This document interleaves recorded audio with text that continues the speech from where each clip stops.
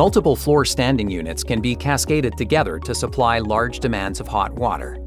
One IoT kit will monitor all the units in the cascaded setup. To get started, the Wi-Fi module on all units besides Unit 1 in the sequence need to be disconnected to make room for cascade communication cables. Remove the attached cable at each end from the reference jacks and set aside. Power up all units and go to Settings, then Cascading. Assign each unit a unique number from 1 through 4. When connecting different size water heaters, assign number 1 to the smallest unit and progress to the largest. Set the staging to On. Then power down and disconnect power from all units. Open the front door of each unit and locate the main circuit boards.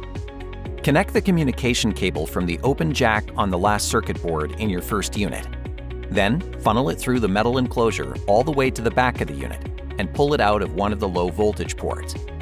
Funnel it through one of the low voltage ports and the metal enclosure on the next unit, and connect to the open jack where the Wi-Fi module was on the first circuit board. Repeat this step as required by the number of water heaters being connected. On the first water heater, locate dip switch 3 on circuit board 1 and position the switch to On. Position all other switches on the other circuit boards to Off.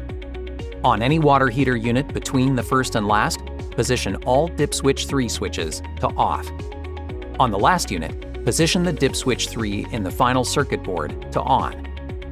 Finally, power the units back on. The water heaters should now be ready to communicate with each other and operate as a single system.